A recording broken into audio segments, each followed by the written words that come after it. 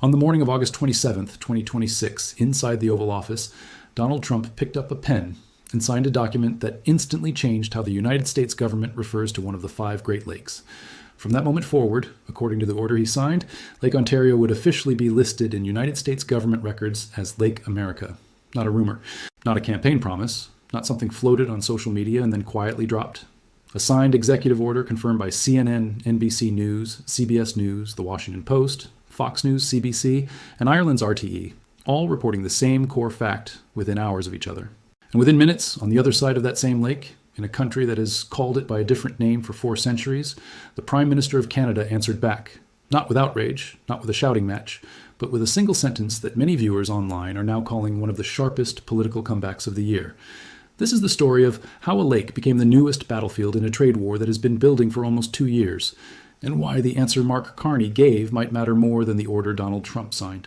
Let's start with exactly what happened, because the details matter here. According to reporting from NBC News and CNN, Trump told reporters in the Oval Office, "We're going to be changing the name of Lake Ontario effective immediately to Lake America." He didn't stop there. He added a line that reveals exactly what this is really about. "The Canadian officials have treated us very badly. They're nasty people." Those aren't paraphrased words from an anonymous source. That is Trump, on the record, in the room, as reported by RTE and echoed across multiple outlets covering the signing. The executive order itself, according to NBC News' review of the document, instructs Interior Secretary Doug Burgum to update the U.S. Geographic Names Information System, the official federal database that catalogs how the American government refers to every lake, river, mountain, and landmark in the country, to reflect that the body of water, once known as Lake Ontario, will, from this day forward, be known as Lake America. Now, here's where a lot of headlines could easily mislead you, and it's worth slowing down on this point because it's the difference between understanding the story and getting swept up in the noise. According to the Washington Post's reporting on the order, this name change is largely symbolic. It applies to how the United States federal government internally labels the lake in its own naming system. It does not compel Canada to adopt the new designation, it does not redraw any border, and it does not transfer legal ownership of the lake. Lake Ontario, like several of the Great Lakes, is shared between the United States and Canada. The order itself, as reported by outlets reviewing its text, makes a specific territorial argument. It states that because the deepest parts of the lake's waters lie within United States territory, the United States, in the administration's view, claims most of the lake's volume. That is the legal and rhetorical hook the order hangs on. Whether you find that persuasive or not, it's the argument being made. And it's worth knowing it exists, rather than assuming this was a purely random impulse. So why now? Why this lake? Why this week? To understand that, you have to rewind the clock, because this moment didn't come out of nowhere. It's the latest flashpoint in a trade relationship between the United States and Canada that has been deteriorating for close to 2 years. In Lake Ontario, the same lake that borders Toronto, Canada's largest city, on its northwestern shore, has become an unlikely stage for that larger fight. The roots of this go back to late 2024, when Trump, campaigning, and then transitioning into his second term, threatened 25% tariffs on Canadian goods. Fox News reporting on the current dispute traces the fight back to that period, noting that Trump also joked during a meeting with then Prime Minister Justin Trudeau that Canada could simply become the 51st American state, a comment that, according to Time magazine's coverage, has echoed through the relationship ever since, resurfacing again this year when Vice President J.D. Vance referred to Canada as a state at a political event, which Vance's team later called a Freudian slip. Whether that was truly a slip or a preview of how senior officials in this administration actually talk about Canada privately is something viewers can judge for themselves, but the pattern of rhetoric is documented, not invented.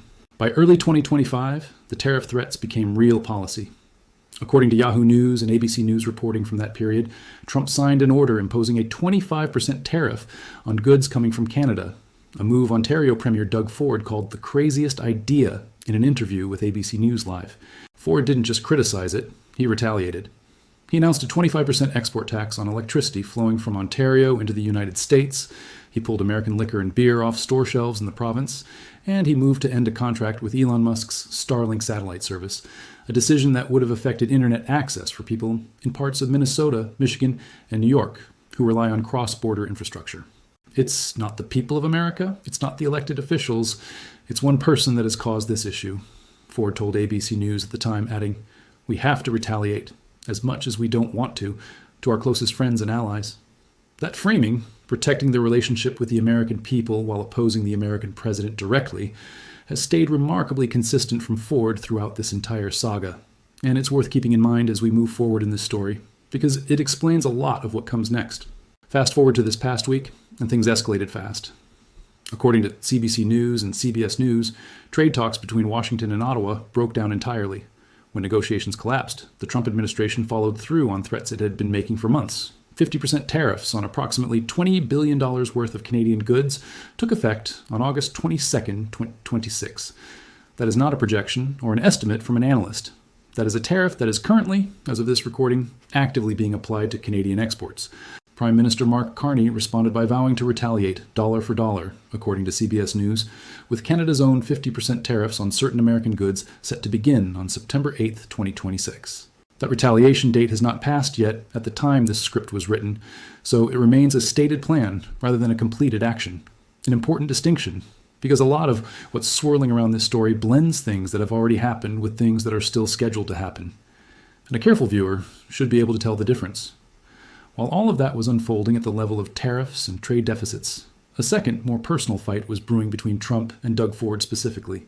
This matters because, according to several outlets covering the renaming order, it may be one of the direct triggers for what happened with the lake.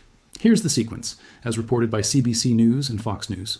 Ford appeared on Toronto radio station Newstalk 1010 and, responding to the new wave of tariffs, said Trump could kiss my... He didn't walk it back. At a later news conference in Hamilton, Ontario, he doubled down, saying everything is on the table when it comes to Canadian retaliation. Trump responded on Truth Social, dismissing Ford's comments as bluster and referring to both Ford and Carney as clowns. He also gave Ford a nickname that stuck in headlines across multiple outlets, Flunky Ford, and, according to CBS News, mocked him as the less charismatic, intelligent, and overall unimpressive brother of the late Toronto Mayor Rob Ford.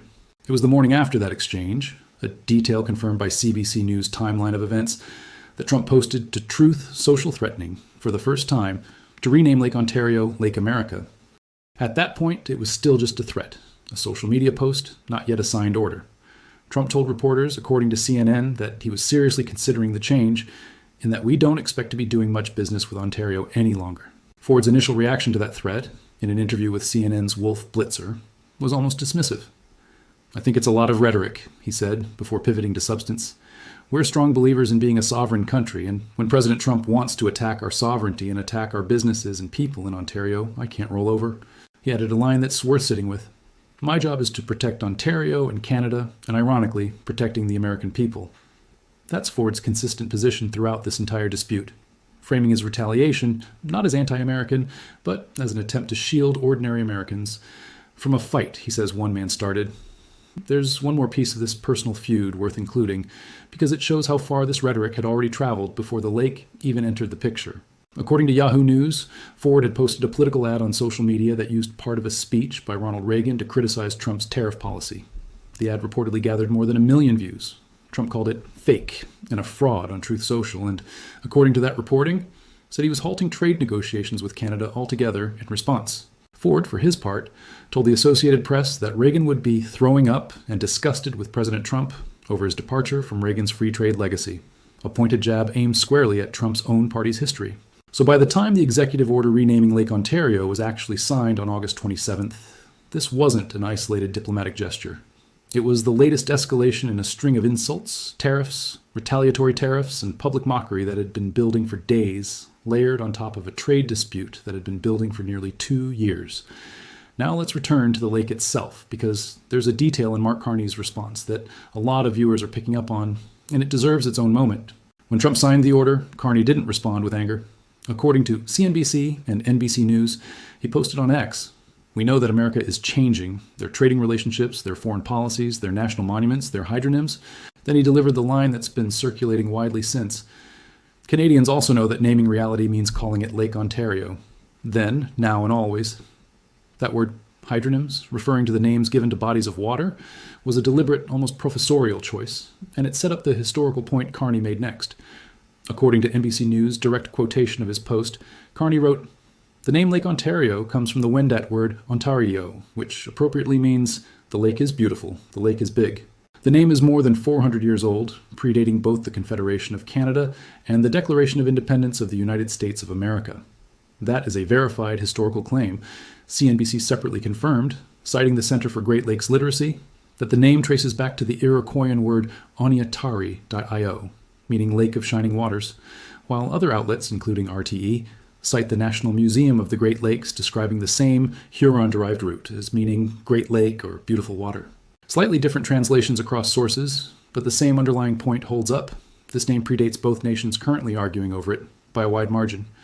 Doug Ford weighed in separately from Carney, and his response, while blunter, landed in a similar place. According to the Boston Globe's live coverage of the story, Ford wrote on social media, "It's Lake Ontario to Canadians and the rest of the world, now and forever."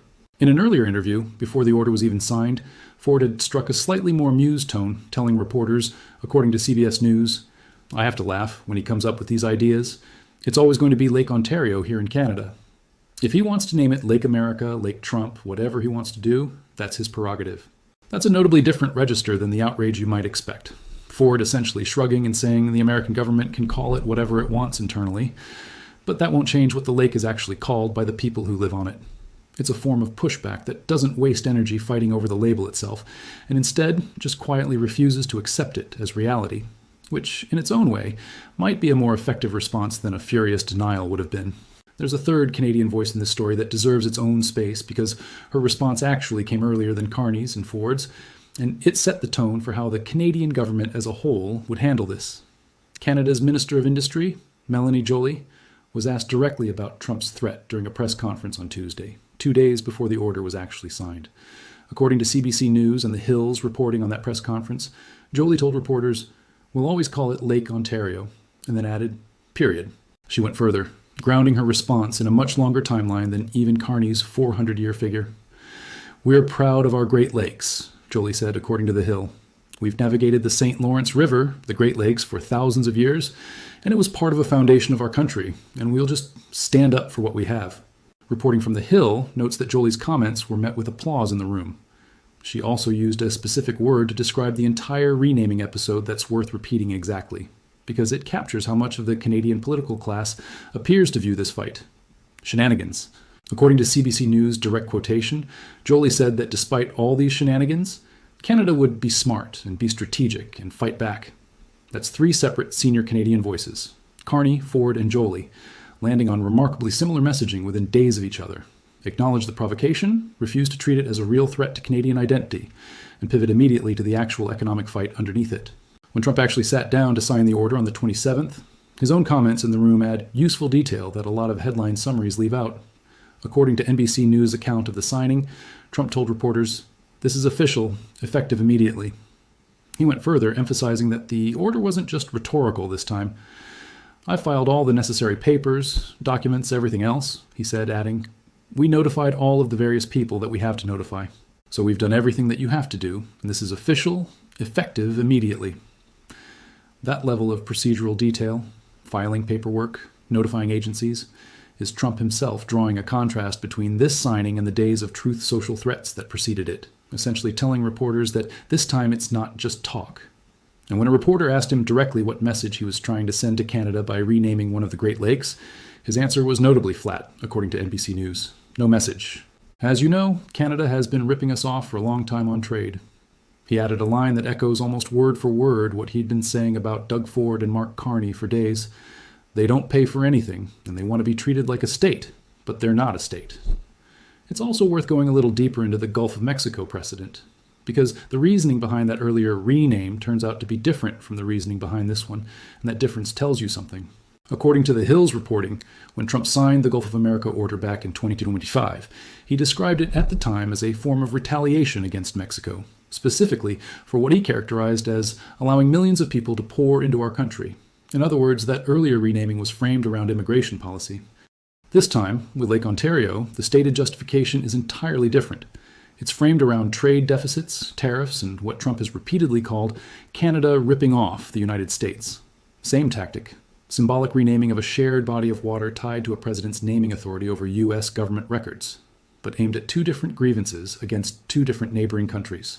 Newsweek's reporting on the story frames this pattern plainly, describing the Lake Ontario threat as fitting a broader pattern of Trump using symbolic geographic branding to advance political messages, particularly in disputes involving trade, national identity in you.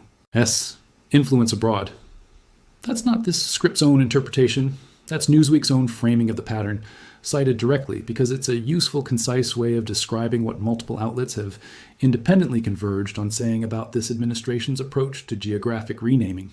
It's worth pausing here to place this move inside a broader pattern too, because Lake Ontario is not the first body of water Trump has tried to rename during his time in office, and understanding that pattern helps explain why so many observers immediately recognized what was happening the moment the story broke.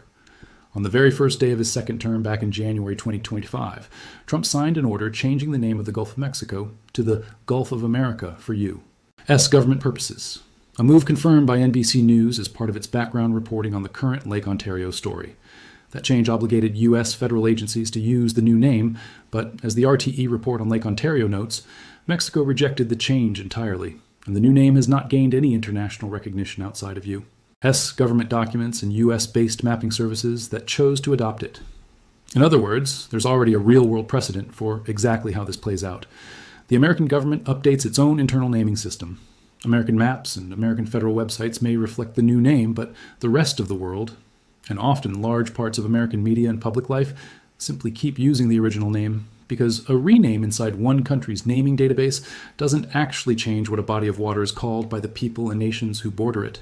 If the Gulf of America precedent is any guide, Lake America may end up being a name you see on some U.S. government charts and federal documents, and essentially nowhere else.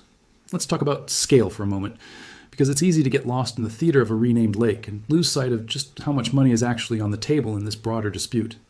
According to CNN's reporting, Canada is the United States' second largest trading partner behind only Mexico, accounting for 6% of total U.S. trade according to you. S. Census data cited in that same report. That is not a minor relationship. It's one of the largest bilateral trading partnerships on the planet, built over decades of integrated supply chains, particularly in the automotive sector, energy, and agriculture. Ontario alone, according to Doug Ford's own comments to CNN, serves as what he called a number one customer for more than a dozen individual U.S. states. So when tariffs of 50% hit roughly $20 billion of Canadian goods, and Canada prepares to match that dollar for dollar starting September 8th, we're not talking about a symbolic skirmish. We're talking about a trade relationship worth hundreds of billions of dollars annually being actively strained in real time. On the Canadian side, the government hasn't just been absorbing the impact.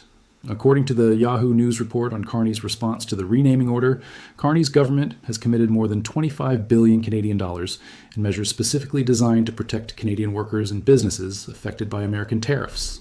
That includes financing support for companies caught in the crossfire and assistance aimed at helping Canadian industries diversify their export markets away from overwhelming reliance on the United States, a strategic shift that, if it continues, could have long-term implications for the EU. S. Canada relationship well beyond whatever happens with this particular round of tariffs.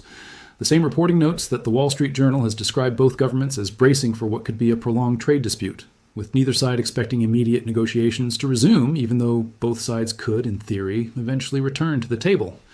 And there's more on the horizon that hasn't happened yet, but is worth flagging honestly, because a responsible look at this story has to separate what's confirmed from what's still just a threat. According to Fox News' reporting, Trump has separately threatened to raise tariffs on Canadian autos and auto parts to 50% beginning January 1st, 2027. That is a stated plan, not yet in effect. If it goes into force, it would hit one of the most deeply integrated manufacturing sectors between the two countries. Cars and car parts routinely cross the U.S. and Canada border multiple times during assembly, meaning tariffs at that scale could raise costs on both sides simultaneously, not just for Canadian producers, but for American manufacturers and consumers who rely on that same supply chain. Trump, for his part, has dismissed concerns that this dispute could worsen affordability for American consumers. According to CNBC's direct quotation, he said on Thursday, "Ultimately, it's going to be very good for us," citing the size of the average annual U.S. trade deficit with Canada as his justification, and adding, "It's too much. We can't lose that. We don't want to lose that. We don't want to lose it anymore." Economists and trade analysts are divided on how tariff costs actually get absorbed in situations like this. Some ultimately pass to consumers through higher prices, some absorbed by importers, some by exporters cutting margins. And this script isn't going to pretend there's a single settled answer on that point, because there genuinely isn't consensus, and viewers deserve to know that up front rather than have it smoothed over. So where does that leave Lake Ontario in all of this? In some ways, the lake is almost beside the point, and in other ways, it's the perfect symbol of exactly what this entire dispute has become. Lake Ontario has carried that name since at least the 1600s, according to NBC News reporting, and it's the namesake of Canada's most populous province, Ontario, which is home to both the national capital, Ottawa, and the country's largest city, Toronto, sitting right on the lake's northwestern shore. Renaming it inside a U.S. government database doesn't touch any of that. It doesn't rename the province. It doesn't rename Toronto. It doesn't change a single line on a Canadian map, a Canadian textbook, or a Canadian street sign. What it does do is send a message, and both Carney and Ford, in their own very different registers, seem to have understood that the correct response wasn't to match the aggression, but to simply point out that the message doesn't change the reality on the ground. Carney did it with a 400-year-old etymology lesson. Ford did it with a shrug and a promise that nothing changes here in Canada.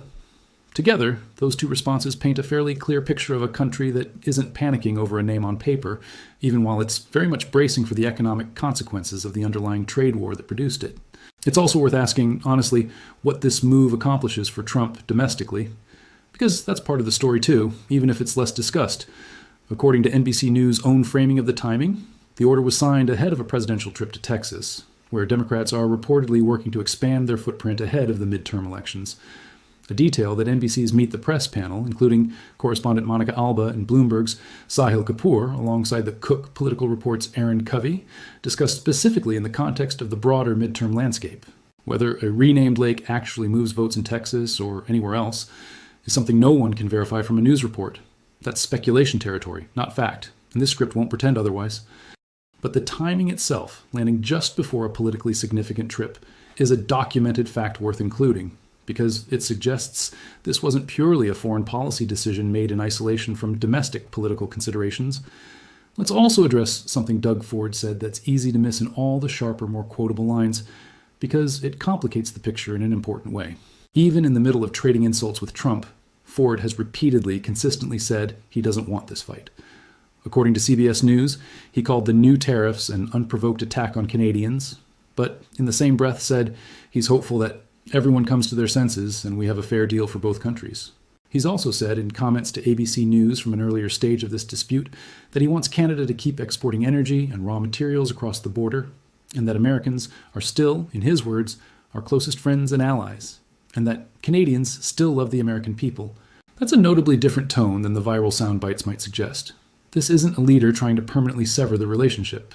It's a leader trying to defend his province's interests, while explicitly repeatedly saying he doesn't want the broader friendship between the two countries to be the casualty of one particular political fight.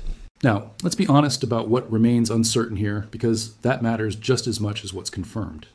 It is confirmed across multiple major outlets that Trump signed the executive order renaming Lake Ontario to Lake America on August 27, 2026. It is confirmed that Carney and Ford both publicly rejected the name change. It is confirmed that 50% tariffs on roughly $20 billion of Canadian goods took effect on August 22nd. What is not yet confirmed, because it hasn't happened yet, is whether Canada's planned dollar-for-dollar retaliation actually goes into effect, as scheduled on September 8th, whether the threatened 50% auto tariffs actually take hold in January 2027, and whether this renewed round of hostility permanently derails trade talks, or whether, as the Wall Street Journal's reporting suggests is still possible, both sides eventually find their way back to a negotiating table. It's also worth noting that Doug Ford himself explicitly called the renaming threat a lot of rhetoric before the order was signed, a characterization from one of the story's central figures that this script isn't going to pretend didn't happen, even though the threat did, in fact, ultimately become a signed order days later. One more thread worth tying in before we get to sources, because it explains why this story landed as hard as it did on both sides of the border. Lake Ontario isn't just any body of water in the Great Lakes system. It's the smallest of the 5 by surface area, but sits at the bottom of the chain, receiving water that has already flowed through Lake Superior, Lake Michigan, Lake Huron, and Lake Erie before it ever reaches Ontario's shores, and eventually drains out through the St. Lawrence River toward the Atlantic. That geography is part of why Joly's reference to thousands of years of navigation on the lake landed the way it did. The Great Lakes Basin has functioned as a connected trade and transportation corridor for Indigenous nations, then French and British colonial traders, and eventually both modern countries, for far longer than either government has existed. The lake also anchors 2 major metropolitan economies directly on its shores, Toronto on the Canadian side and Rochester, New York on the American side, with millions of people across both countries drawing drinking water from it, and relying on it for shipping, fishing, and tourism. That shared dependence is part of what makes a unilateral American renaming feel, to a lot of Canadians reacting online, less like a real policy shift and more like a pointed jab aimed at something both countries actually rely on together every single day. Sources for this reporting include NBC News, CNN, CBS News, CNBC, The Washington Post, Fox News, CBC News, RTE, The Boston Globe, Time Magazine, Newsweek, The Hill, and the Associated Press, along with direct quotations attributed to statements made by Donald Trump, Mark Carney, Doug Ford, and Mélanie Joly on Truth Social, X, and in interviews and press conferences covered by CNN, ABC News, and CBC, where figures like the $20 billion tariff total or the 6% trade share are cited. Those numbers trace back to U.S. Census data as referenced in CNN's reporting, and the Canadian government's own committed spending figures come from reporting that cites Carney's administration directly. Anything framed in this script as a threat rather than a confirmed action, including the January 2027 auto tariffs and the September 8th retaliation, has been described that way deliberately, because as of the recording of this script, those events have not yet occurred, and treating them as settled fact would be misleading. Stepping back from all the tariff percentages and executive order language, what this story really captures is something a lot bigger than one lake. It's a live demonstration of how modern political conflict plays out, not always through formal diplomacy behind closed doors, but through symbolic, highly visible gestures designed to provoke a reaction, tested first as a social media threat, then followed through as official policy once the rhetorical temperature was already high enough to make it land. And it's also a demonstration of how a targeted country can choose to respond to that kind of gesture, not by escalating the symbolism further, but by calmly pointing to 4 centuries of history and saying, in effect, a name in a database doesn't rewrite reality. Whether you think Trump's move was a legitimate assertion of American interests in a lopsided trade relationship, or a distraction from the real economic pain being felt by everyday people and businesses on both sides of the border, is genuinely something reasonable people disagree on. And that's exactly the kind of question worth sitting with rather than having answered for you. If you've made it this far, you've now got the fullest, most sourced picture available of exactly what happened with Lake Ontario, why it happened now, and what's still uncertain about where this goes next. And stories like this one, where the details keep shifting week to week as tariffs, retaliations, and executive orders pile up, are exactly the kind of situation where it helps to have someone tracking the verified facts as they develop, rather than just reacting to whatever headline crosses your feed first. If that's useful to you, staying subscribed means you won't miss the next development in this trade dispute, whether that's the September 8th retaliation actually taking effect, a shift in the auto tariff threat, or the next chapter in the Trump-Ford back and forth that's clearly nowhere near finished. This is also exactly the kind of story that tends to develop fast and get more complicated before it gets simpler.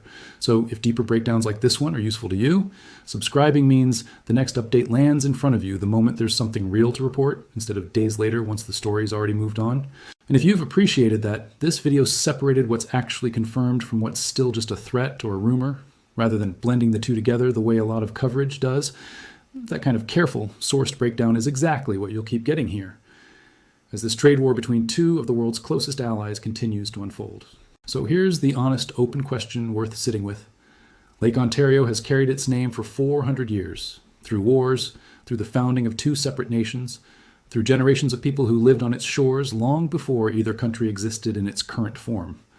A signature on an executive order doesn't erase that history, but it does reveal something about how this particular moment in US and Canada relations is being fought, symbol by symbol, tariff by tariff, insult by insult. Do you think gestures like renaming a shared lake actually accomplish anything in a dispute this serious? Or do they just distract from the billions of dollars in tariffs actually reshaping both economies right now? Let me know what you think in the comments. Thanks for watching, and I'll see you in the next one.